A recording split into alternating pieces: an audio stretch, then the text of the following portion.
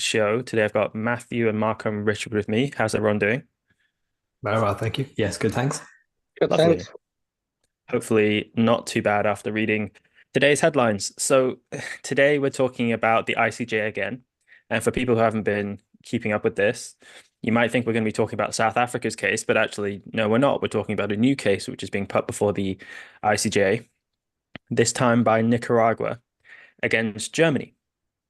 Now, you may have seen something which has been in the news in the last few days, which is that Germany's coming under fire for a couple of things, and it's coming under fire here at the ICJ for selling arms to Israel in a big way. And also Nicaragua's allegation here is that by selling arms to Israel, they're facilitating genocide. And also Nicaragua's case wants them to reinstate funding for UNRWA as well.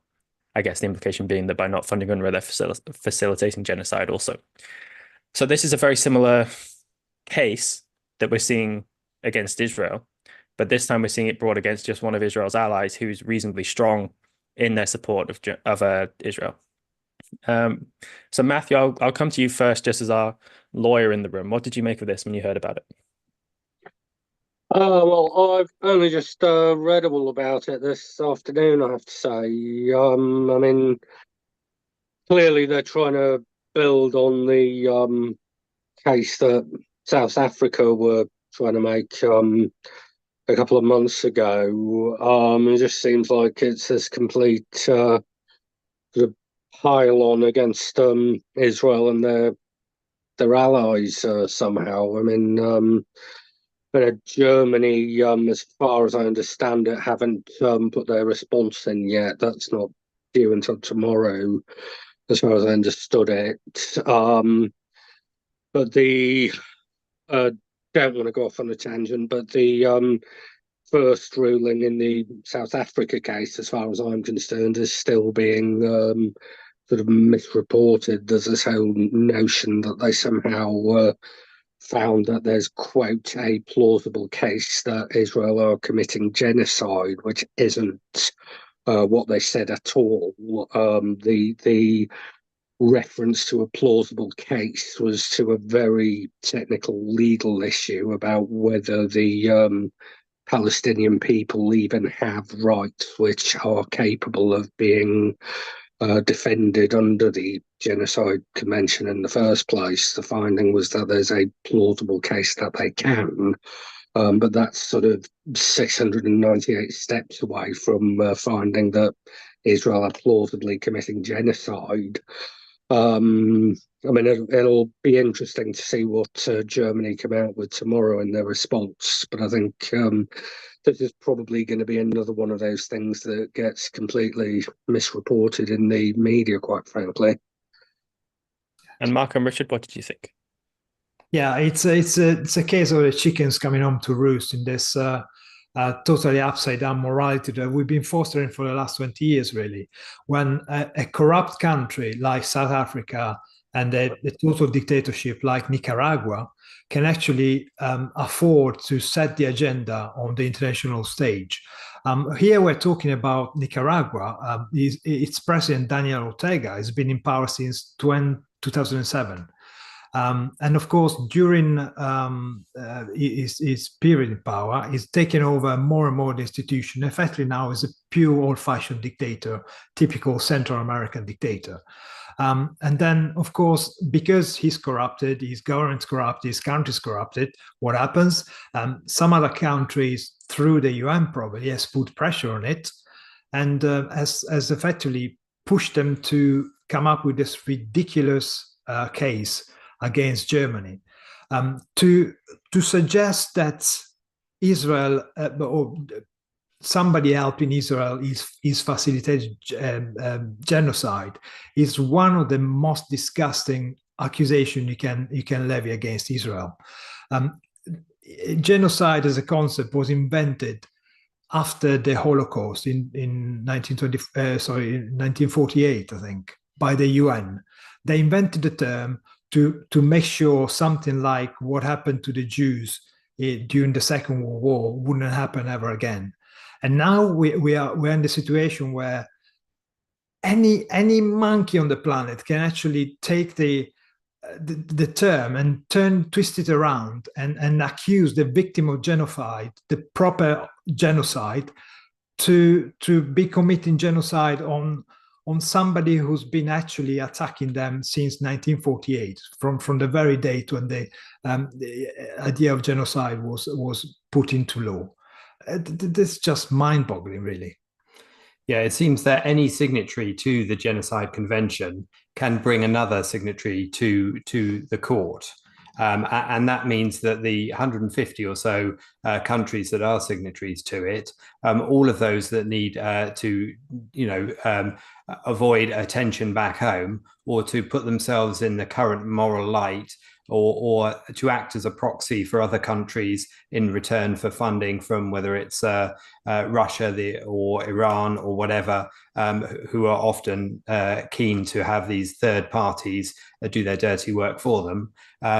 Whatever could potentially be going on, whether it's simply a distraction measure, whether there is further international geopolitical corruption behind it or not. Either way, Nicaragua doesn't have the moral standing to be the ones holding this case. And of course, it's bringing Germany to court about what it says Israel is doing, which is in itself is a complicated mechanism where Israel won't necessarily be the ones able to defend themselves in this particular case, as I understand it, because it'll be between Germany and Nicaragua essentially. Even though so it'll be a lot of talking about the risks of genocide rather than whether it's actually happening or not, and it becomes vaguer and vaguer, and the parties involved aren't the first call parties, even if you recognize the court itself, which, as we know and have discussed many times, doesn't really have the legitimacy to be deciding these matters, given who sits on it and which countries it represents in an equal moral weighting. Yes, and the idea of lawfare is one that came up when South Africa took Israel to the ICJ. And that's kind of something that I think is going on here as well. That countries which don't want Israel to see the destruction of Hamas through, whether they genuinely believe that or they believe that for more cynical reasons, are able to take these countries to the ICJ, impugn them in the deepest way possible just by association, really, get a slew of headlines into the world media. And then actually what the court will find, whether whoever it favors with, is actually not that relevant. The work has already been done. And so I think this is really repulsive. And Britain, I have to say, the UK government must be really looking carefully at this, because the allegation or the implication has been made about Britain as well, by selling arms to Israel, is facilitating a genocide. Now, not in a legal sense, but in the media, that was something that was floated around in the last week or two. So is Britain going to be taken to the ICJ now? We have to wonder. And I agree that it completely undermines and corrupts the idea of what a genocide is if you're able to just do this willy-nilly. I mean, a genocide, a crime against humanity is meant to be the most serious kind of category of crimes that is able to be committed. And if you can just, one, take Israel there, but also then take Germany there for selling them arms and for not reinstating their funding of UNRWA, then what on earth does it mean anymore? It's an awful, awful debasement of something that's very important to conceptualize and keep clear in one's mind. Now, Matthew, I wanted to ask you this question, because so the ICJ tends to take quite a long time, years and years, in making these kind of rulings, if it decides to see this through, I guess. And in a way, is there not a sense in which they would be preempting the ruling from the South African case? Because if they were to rule that Germany is doing this in any way, then in a sense, they would have to be admitting that there is a genocide going on, surely. So is there not a sense in which they can't necessarily take this case on? I think what would probably happen, and bear in mind I've never appeared in front of the International Court of Justice, but I think what would probably happen is they would have to substantively rule on the South African case first before they rule on the case against Germany. I guess it's possible there could be sort of a ruling on provisional measures a lot quicker. as we saw in the South Africa case, which again was slightly misinterpreted in certain quarters, but that's a different issue. But in terms of a substantive ruling, I think you're right. They would have to reach a decision on the South Africa case before Germany. Otherwise, they're kind of putting the cart before the horse, I would have thought. Yes, and in which case then it does, I don't know, then it sounds more like to me what I was saying before, because the ICJ, I think the average is something like 13 years in ruling on genocide cases. So if they had to rule on South Africa first before they got to this, then the actual findings of the court are not going to be particularly relevant to most people. People will just see that, there's a further association of Israel and genocide, and they'll make up their minds. And actually the consequences of them having done that by finding, by associating Israel with that will be realized much quicker than any court ruling will be. Marco and Richard? This has got nothing to do with justice. It's got nothing to do with international laws. Even the Mickey Mouse state of international law has got nothing to do with this. It's just a smear. It's just a smear to have headlines on the papers now and to try and affect public opinion. Clearly, Nicaragua doesn't give a crap about human rights of anyone. Let's not forget, as I said, the dictator Ortega, in charge of Nicaragua, was involved in a revolution in the late 70s and early 80s. And of course, being a good old Marxist in cahoot with the Catholics as well, this is a great mix, isn't it? Catholics and Marxists. They were friends with the KGB. They were working together, working with the Stasi.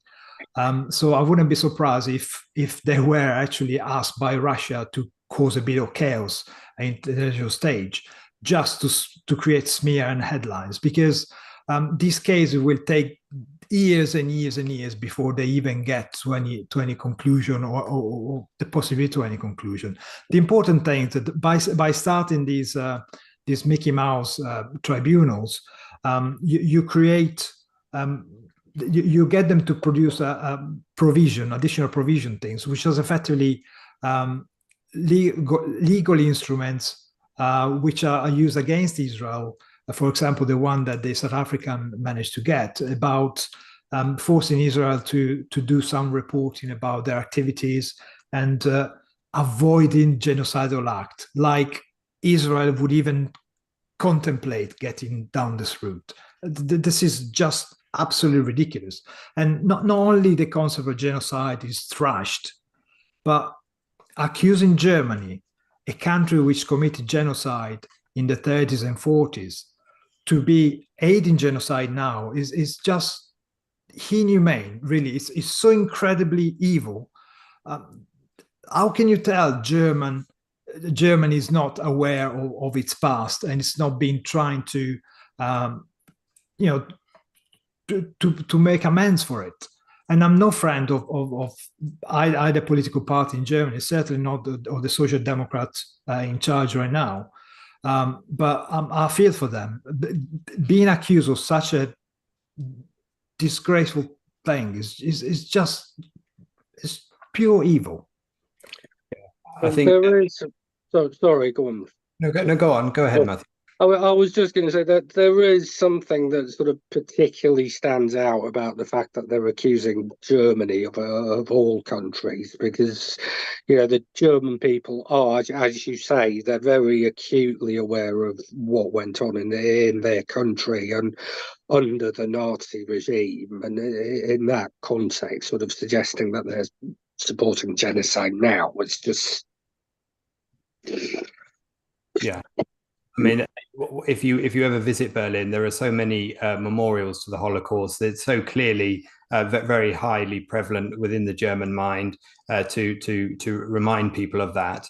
I mean, I did feel slightly concerned that, not that they'd overdone it as such, because the history is important, but the current generation should, obviously are have individuals of free will and aren't responsible for what their ancestors did any more than either any of us are responsible for what any of our ancestors did, whether it was burning people at the stake or colonialism or any of the things that are thrown at people. But of course, it's still important to make sure the history is taught and understood, and it's the actions today that count. I think one of the things that Nicaragua has been doing just prior to launching this case was contacting lots of countries that were defunding UNRWA ahead of the case and encouraging them to refund them, presumably with the implicit threat that they were going to take them to the ICJ if they didn't, which is what they're now doing with Germany, even though Germany only recently has restarted apparently refunding UNRWA, and the European Union did so in the last few weeks. So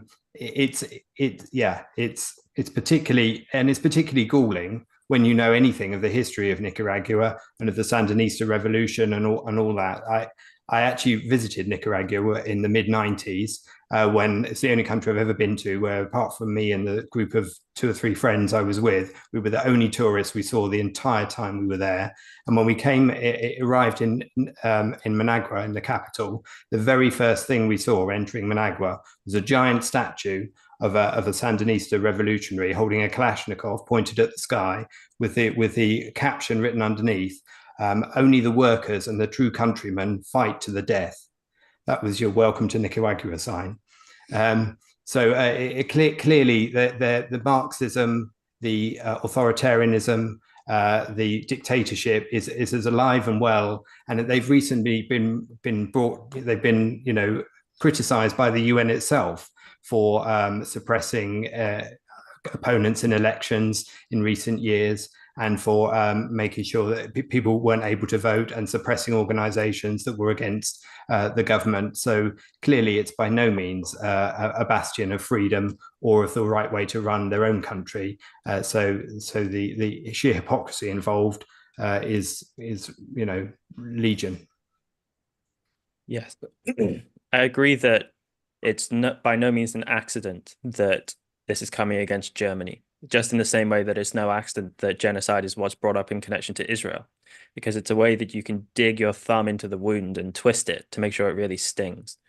And, Germany is a country which has a lot of unprocessed guilt in a way. There's a German I know, he's a bit older than me, called Helmut, who's a really nice, solid guy. He's done nothing in his life to deserve any guilt. And yet, if you pour a little bit of alcohol into him, it'll come out about just how much of it he feels and how much of the people he knew growing up feel. And if you look at German politics, unfortunately, I think a lot of that guilt, undeservedly, for people who obviously had nothing to do with it, is what plays out. And it plays right into the hands of the AfD, the Alternative for Deutschland, because they play on a lot of that sentiment of guilt, where people understandably want to throw that off. They don't want to feel it. And this, I'd have to say, is only going to increase their polling chances. And they're certainly a rotten bunch. And actually, we have a clip relating to this, which came out before the ruling just a few days ago, and set Twitter alight. So, Daniel, if we have the clip ready, could we just play that? Yeah, give me a second. Sure. I mean, so this is Owen Jones on Sky News. Opposite, I think, a journalist called Hen Mazik, who's Israeli, and the idea of German arms funding, selling arms to Israel, and German war guilt comes up. And I mean, I think I'll hear what you guys think about it, but it's just obscene. And as I say, it's been plastered all over Twitter for a few days. Just quickly, it's 8-minute clip, so stop me when you want to comment. I will do. That was Lord Sumption. Hen, listening to that, the reality is the UK doesn't export that many armaments to Israel. It's vastly dwarfed by America and Germany. But what is the reaction to an opinion like that expressed by so many significant leading legal figures? I think they're all being misled. I mean, we're talking about one of the conversations that we had even earlier about a genocide is the claim that somehow Israel is starving the Palestinian population in Gaza, but it does allow trucks in, and this is not contestable. We all agree that there are trucks of humanitarian aid being given into the Gaza Strip. Hamas is taking over those trucks, as everyone can agree. Even Palestinians themselves in Gaza are reporting that. So in fact, if you want to blame someone but for a genocide of starvation, it should be Hamas. And instead of blaming Hamas for everything, I mean, for the fact that this war is even still ongoing. Well, we're talking about the question of banning arms sales to Israel, rather than that sort of role of Hamas. I mean, within the Israeli government, what do you think is the reaction for that sort of rhetoric?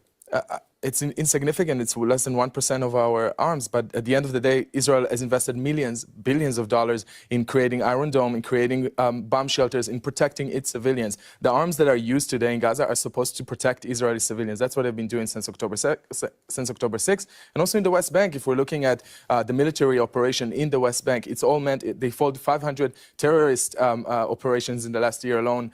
So the idea that there's somehow, I mean, the weapon is being used for anything else but protecting Israeli civilians is completely ludicrous. Owen, let's pick up what some of the things Hen has been saying, which is that, look, we can talk so much about what Israel is doing in Gaza, but ultimately Hamas created this war. I think if you start the clock on the 7th of October, that's absurd. Obviously, in 1948, the Palestinian people were driven from their homes, 750,000. The vast majority of the people in Gaza are the descendants of those 750,000 people who'd driven from the homes, 15,000 of them slaughtered at the time, 1967, yet another act of ethnic cleansing, an illegal occupation, the longest belligerent occupation. Let's talk about what's happening here. Look, we haven't got time for I don't know, why ask me the question then? In terms of arms, Alicia Kearns, the Conservative MP and chair of the Foreign Affairs Select Committee, in a leaked recording, said that the government had received legal advice that Israel was in defiance of international humanitarian law. What that legally necessitates is Britain ending all arms sales, but also ending all cooperation and sharing intelligence. Now, you're right, Britain doesn't supply that many arms, but if it ends arms sales, that then puts huge pressure on Germany, which has decided to make the Palestinian people pay for the grievous crimes it committed by attempting to exterminate the Jewish people. Come on, have some decency. And the second point. I won't let you. The memory of the Holocaust will not be used this way. How dare you? You're not Jewish. Don't do that. It shouldn't really, be used. Don't do it. It shouldn't be used to force the Palestinians. Even for you, it's a red line. Shouldn't be used to force the Palestinians people to pay for it. What are you saying? I think Hen believes that you are disparaging the memory of the Holocaust. Of course, he just did. No, I didn't. I said Germany is making Palestinians pay for the 6 million people killed in Holocaust. Yes, I absolutely did. So it descends into a bit of back and forth squabbling there. But this is prescient of Owen Jones to be bringing this up. But what did you guys make of that? Because I think the whole way he puts it across is just repulsive. Mark and Richard, what did you think? Well, I've never seen the script before. It's quite repellent. To be honest, we are against initiation of force, but I like to punch his face in, to be honest. He's such an idiot, that guy. I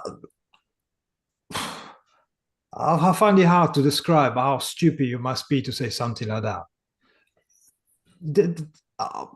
I'm speechless, really. I just can't believe it. Somebody who happens to have so many followers is actually say something so stupid and people still follow him. It's an indictment of our society, really. As we pointed out many times when mentioning Owen Jones, he's one of the, and I use the term in inverted commas, journalists who has seen the footage from the Israeli government about what happened on October the 7th, and then proceeded to downplay it immediately afterwards and excuse and throw mud in the waters and try and pretend that it wasn't indicating what it was. He's repellent from what's sad and depressing when you're hearing him is that it's a reflection of what you're hearing a lot of the time on the streets of London, New York, in the campuses. It's this. It may be more, hyperbolic in its expression, or more rhetorical, perhaps, or even more erudite by some measures. But it's nevertheless the same evil lies that is being endlessly spouted, and is sadly gaining more traction by being repeated ad nauseum. Matthew? Legally, I'd have to advise Marco not to go punching Owen Jones in the face, but otherwise, I think I completely agree with what's just been said. Yeah, It because I mean he's playing off the idea of the war guilt and is saying I mean it's not even saying therefore that's motivating Germany to support Israel, which I think is something that isn't really the right way to think about it, and is, but a lot of people might say that, but he's saying that Germany is motivated by its obscene guilt, is what he goes on to say, to make the Palestinian people pay for their awful crimes. I mean, that is a denigration of the memory of the Holocaust, and it's disgusting. And it goes to the whole way that people like that end up putting the point across, which is that they clothe themselves in moral language whilst completely avoiding the whole idea of justice in the war. So when he's bringing up 1948 and 1967 quite quickly and briefly there, and then the interviewer says we need to move on. But who's at fault and where is justice in 1948 and 1967? It isn't that Israel were the ones who were aggressed against in those situations. It isn't, it isn't like Israel was just picking a fight the whole time. And so people should also just pick up when people want to use morality and when they want to drop it. And I think Owen Jones is just disgusting. And he's been parading around on Twitter for the last few days when he's receiving criticism about this as just kind of portraying himself as this kind of very reasonable, even-handed, moral person who's just being lampooned by people who don't want to kind of acknowledge their own guilt in this, that they're perpetrating a genocide. And then, we see this Nicaragua case just providing a kind of legal pretext for this same kind of thing. So, yeah, I mean, Owen Jones is a despicable figure, and unfortunately, the people who support him seem to think there's any credibility to him at all, even though, I mean, his whole output around Israel has just been repulsive and an indication of evasion and selectivity in what he's reporting and how he's commenting on it and his whole perspective on the history.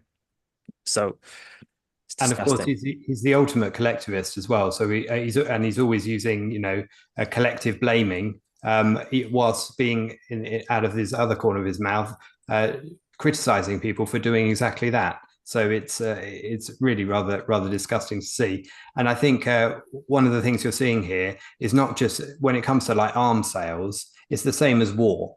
That is simply a phrase put by the unthinking mind in the bad column. Arms sales are bad, war is bad. Both should be banned. And of course, that allows no country to defend itself. And that allows every aggressor to do exactly what Hamas did on October the 7th. So I think but of course, people in an emotive, unthinking, irrational way don't think through the consequences of that, don't think that through what that really means. And of course, Hamas are never short of weapons, and nobody ever seems to be criticizing where their weapons are coming from, and the fact that they are endlessly supplied despite the supposed blockade of the place where they live, despite the supposed lack of funds that come from across the world, which are clearly used not just for building tunnels and all the infrastructure underneath Gaza, but for purchasing arms and being supplied by arms from all of those other players we were talking about earlier, including Russia and Iran, etc. What's quite worrying is that until probably before October the 7th, the memory of the Holocaust and this kind of level of anti-Semitism was a red line. People wouldn't say something so stupid or wouldn't engage in such naked anti-Semitism, because they knew it was something you just don't do it. How many people had to apologize for making silly statements about Holocaust or war period statements, and now seems to be people like Owen Jones are legitimizing anti-Semitism. Oh, look at me! I can say stupid things because I'm beyond reproach. I'm a part of the elite of victims, so nobody can touch me. And what's that going to be doing, apart from making them look as stupid as they are, is to embolden, as Morgan was saying earlier on, people like the AfD and those kind of faction that unfortunately exist in our society, the right wings, that are going to capitalize on this kind of stuff and swing back the buffer they used to keep them in check, i.e. the awareness of the Holocaust and the awareness that you couldn't be so incredibly anti-Semitic in the open is gone now. And that can only spell a real problem for the future. Already we've seen the far right surging in Europe because of stupid politics that it's been implemented. But by doing this, all you're giving the green lights for groups like this to come out in the open, because they no longer fear being ostracized by saying things like this. The mainstream media are doing it, so why shouldn't they do it? Yes, and genocide, I think it's important just to stress, isn't a crime frequently committed. It's too frequently committed in human history overall, if you're taking the full span of it. But whenever the war breaks out in Israel and in Gaza for the last, 17 years, it's one of the first allegations that comes out before Israel's even really done anything. And the most extreme kind of commentators on this think that really there's been a whole genocide going on since 1948. Again, Ilan Pappé is the one who coins the phrase incremental genocide, which is just a wonderful rationalization, isn't it? Because genocides happen over quite a brief period of time, quite intensely, particularly if you're looking at the Holocaust. And the idea that it's been going on for 70-something years clearly chimes to him as there's something wrong about that. I can't really make that claim anymore. So I just have to say it's an incremental genocide done bit by bit over time. Again, throwing out any considerations of whether Israel was justified in defending itself, and it always was defending itself. And that gets completely thrown out the window. And now, as you say, Richard, any war, any military action that you're going to have to take is going to be suspect, and is going to be, presumably, if the ICJ rules against Israel, is going to be indictable, presumably. And there's just a complete corruption of the idea of genocide, which people should hold they should hold the integrity of that idea very dearly, and they should be very loyal to it, because once it's gone, not only are you insulting actual genocides that have happened, like the Holocaust, like the Armenian genocide, like Serbia, whatever, but any justified military action in self-defense, like Israel's doing right now, is going to be destroyed. And the whole case against them, particularly since UNRWA is thrown in there, is basically saying you aren't being self-sacrificial enough. Like, how dare you stand up against these people? Because not only are you fighting them militarily, you're not providing aid to this UN organization, which is going to give them succor and relief and is going to indoctrinate their children. That's actually what's going on, and it's repulsive. But just before I come back to you, we've got a couple of super chats. So we have 15 shekels from Dr. Zuland. Thank you so much. Who said, the Germans tried, the Arabs tried, the Ottomans, the Babylonians, Romans, Greeks, Egyptians, and many others tried to eradicate the Jews. All failed. I was unfamiliar with the Babylonians, but certainly I'm aware of it in the other case, what you guys are getting at. Then Knows Too Much gave 6 shekels. He said, October 7th fits the actual definition of genocide. I mean, certainly, we were discussing this before. I think given half a chance, that's exactly what Hamas would do. And it was genocidal in intention. But again, just to protect the definition, I don't know whether it would fully reach it. I don't know if you guys want to say your mind on that, but just, it isn't because they wouldn't if they wanted to. If they had the opportunity, I think, is how I'd think about it. How do you guys think about October 7th in relation to genocide? Oh, go ahead. Yeah, I totally agree with that. I mean, it's certainly genocidal intent for sure. And up until the point when they were stopped and killed, that's when the attempted genocide ended for that day. But of course, they've already declared the fact they want to do endless October the 7th. And of course, it's written into the Hamas Charter, isn't it? I think there's a wider point here about the clarity of concepts and the fact that the emotive age that we live in leads to this catastrophizing language all the time, which always ups the ante and using a more extreme word than the last time a headline was written. And in the end, you simply run out of extreme words. That's why everyone ends up being called a Nazi, even if it's just somebody holding a different point of view. And of course, that hides real Nazis within that flabby concept when it's used in such a broad manner. And of course, the same is true for words like genocide and apartheid and all of those things we hear thrown around all the time at the moment. And of course, the environmental side is equally prone to its catastrophizing language, which is the same technique. But of course, unless you hang on to tight, clear concepts, then you very quickly people don't know what they're talking about, and then they cease to have any interest in what they're talking about because a term ceases to have meaning, and that leaves you vulnerable to failing to spot a genuine genocide, such as the genocidal intent that you're talking about with Hamas on October the 7th. And that's probably the intention. If you destroy the concept of genocide, then you can destroy every thinking about it. For example, why are so worried about genocide in Gaza? And nobody seemed to have been worried about genocide of the Rohingya in Myanmar, for example. The Gambia went to the ICJ for that one.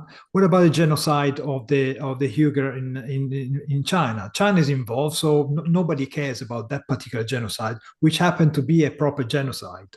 And what about the action of Russia in Ukraine right now by removing children from Ukraine and hiding them in Russia? That's actually one of the 5 points that define the genocide.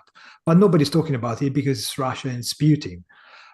So the selective use of, first of all, the destruction of the old concept of genocide and the selective use of it only for Israel, it just hides a pernicious thinking behind it. There's no other excuse. It's so obvious, but that's a narrative that seems to be pushed out, and nobody makes a point. Hang on a second, genocide, really? If you want to genocide the Gazans, you would have to kill all the Arabs in the land. That would be genocide. But crying out loud, people, engage your brains and stop using concept just blacked out of the air. Matthew? I was going to quote, if I may, the actual Genocide Convention, because they quite specifically define genocide as any of a number of acts, quote, committed with the intent to destroy in whole or in part a national, ethnic, racial, or religious group. And as has just been said, it's Hamas that expressly in their charter say that they want to wipe out the Israelis, and it's Hamas on October the 7th that went in and tried to kill as many Israelis as they possibly could, just because of being Israelis, in a sense, just because that is their national and ethnic identity. And what Israel's doing in response is of a very different nature. They're trying to eliminate specifically Hamas, or at least Hamas's sort of capacity for making war on Israel. They're not trying to destroy, kill off all the Palestinians or all the Arabs in the region. It's of a completely different nature. Yes, and despite the hysteria of people in the media like Owen Jones, very clearly, if you're to have a look at Israel's military action, there's no way you could honestly confuse it with genocide. Now, you can post the picture of lots of destroyed buildings all you like, but that's not what's particular to a genocide or what's relevant. Not only, I mean, the death toll isn't relevant either, but if you look at just the texting of people to get them out of buildings, the leafleting in Arabic to get them out of harm's way, the delay into going into Rafah for the sake of not wanting to kill civilians, all of this kind of stuff, to compare them with a real genocidal government like the Nazis, since that's the comparison that's always made, will be made in the comments under this video, I don't doubt. The Nazis didn't do anything like that. They rounded them up, they took them to camps, and they brutally slaughtered them in the millions, no matter how much Jake Shields might want to dispute that. So that's, there is no way you could honestly come to that comparison. And I agree, Richard, that people have allowed the ideas in their minds to become corrupt. And I think they deliberately do it a lot of the time, because so far as I can reconstruct their thought process, all it seems to be is not a consideration of what's true, because again, if you're looking at Israel's military action and trying to judge it, you couldn't come to this conclusion. It's what word can I use that will be most effective and which will impugn my opponent the most. And in the case of Israel, a country which was founded very shortly off the back of a genocide, it's just one that'll hurt the most. And it's one that, unfortunately, a lot of idiots in the West think there's an awful kind of logic to, like Joe Rogan, for example, where they'll say, oh, look, your country was founded shortly after a genocide. A lot of your early inhabitants were survivors of that genocide, and now you're reenacting it yourself. It's like a stupid play, isn't it, in their own minds? It's not real. And so that's what we see. And there's just an awful lack, I'd say this almost every show now, there's an awful lack of seriousness from people in the West in judging a war.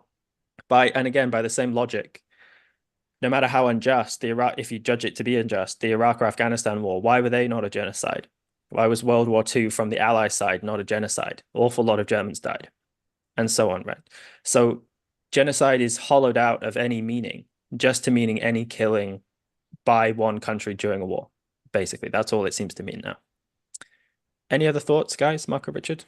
Yeah, just to suggest that if Israel really wanted to commit genocide, with its military might, by October the 10th, could have destroyed the whole of Gaza. There wouldn't be a single brick left if they wanted to. They could have bombed from north to south, but they chose not to do. They chose to be careful, putting the life of their own soldiers on the line in order to get to the stage where you can actually go on the ground and pick out Hamas one combatant at a time. Because they wanted to save the Gazans. The same Gazans that, as Matthew said, voted in favor of the genocidal charter that was presented in front of them in 2006. So do they really deserve that? Probably Israel should have gone bombing from the north to the south and not leaving anything left. But, you know, that's where we are now, unfortunately. And something else, I mean, Ayn Rand warned us about the attack on reason. And I think, to be honest, this trying to destroy concepts is ultimately trying to destroy reason. If you get rid of concept, if you make everything very wobbly, you can no longer define the proper truth. You can't even put a sentence together, because meanings, you know, we all become subjectivists, don't we? Meaning no longer have words no longer have a meaning. So reason is you know, thrown out of the window. Yeah, and I think it doesn't matter how wrong people are, so long as they're strong in their condemnation, because that's how it works at the moment. You dispense with reason, you dispense with reality, you dispense with the truth and objectivity, and so long as you're really vehement in your opinion, the vehemency is the measure of proof. It's the measure of veracity of what you're saying. That's the way it's interpreted. And of course, that just makes my truth your truth. Who shouts the loudest? How many people are shouting the loudest? And that it will never get you towards the answers that are going to solve any problem at all, or even reflect what the problems are in the world. So I think when it comes to this particular case, I think it's the fact that you're not even waiting for a big judgment from the ICJ. Just whatever statement in whatever form comes out with whether it lays out provisional measures or whether it doesn't, just as we saw in the previous case, once that text is written, any word or phrase can be extracted from it, can be repeated with its own spin on it. And of course, the fact that there is a second case from another country, and the fact that countries have been returning to the fold of funding UNRWA, which suggests that you know, implies that wasn't a problem. UNRWA wasn't a problem in terms of the tunnels underneath, all of the stuff that we've spoken about on these programs in terms of UNRWA staff, for example, acting as Hamas terrorists on October the 7th itself. All of that implies that was somehow not true, because they're all back to funding UNRWA. So then the end result, the fact that people are back to funding it, becomes the proof that it's okay. So everything is about a PR war. It's about winning through shouting and through pressing a PR case through, and just dominating in that sphere.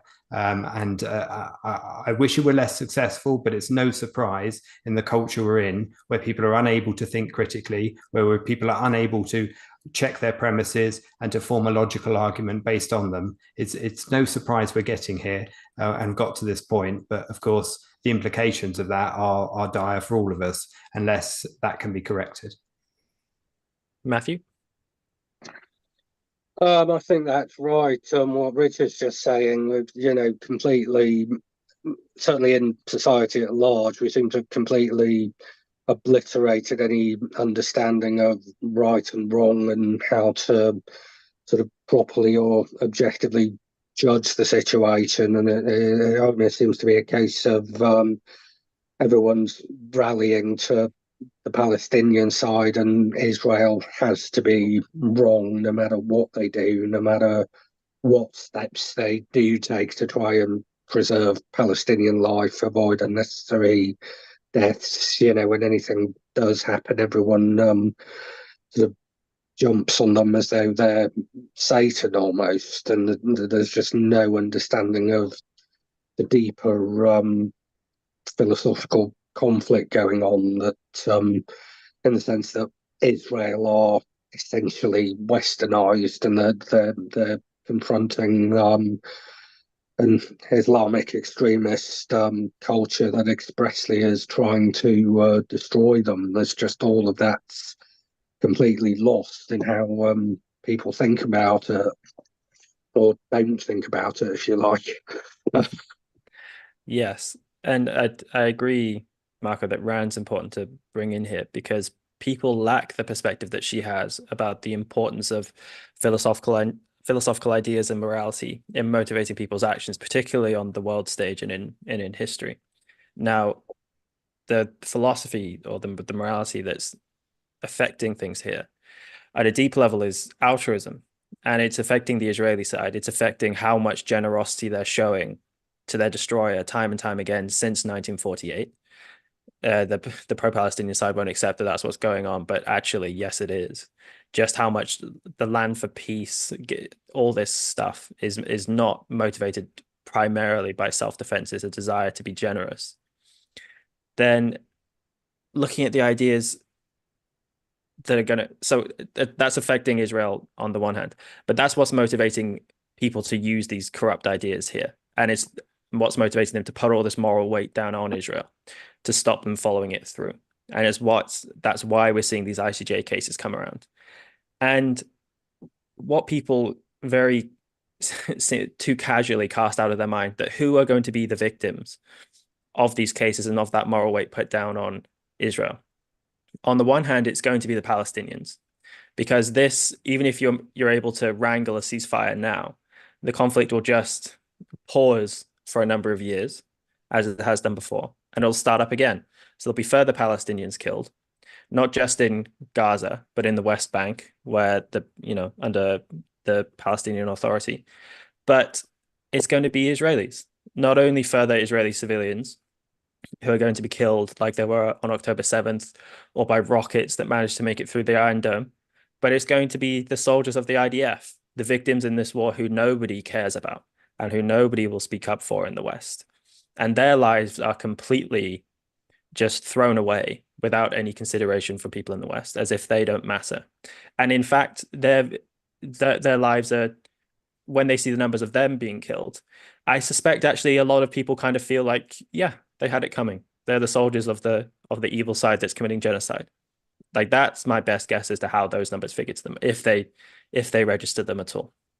Yeah. Meanwhile, the Gazans are still holding hostages from October the 7th, and they're hiding in their own homes. Yeah. And this is the point, isn't it? That it's the terrorists who are seen as the good guys, despite that people claim to care for ordinary civilians, except when it comes to the hostages, as Marco mentioned there. Dictatorships are the countries which hold moral authority, even though they've got a lack of judicial independence at home. They're the ones going for judicial judgments in international courts. It's morality absolutely upside down, but it's the consequences of all the thinking or unthinking that's led to it. And as we said, almost the results of the case is not really what's important. It's just the fact that it's able to be lodged, and that'll be what has its effect.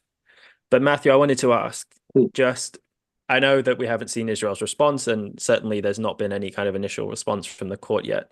But if you had to just take a punt on whether you think, like, how do you think this will go? Where do you see this case ending up? Will they just dismiss it? Or do you think that they'll plausibly get it through, at least to a further consideration?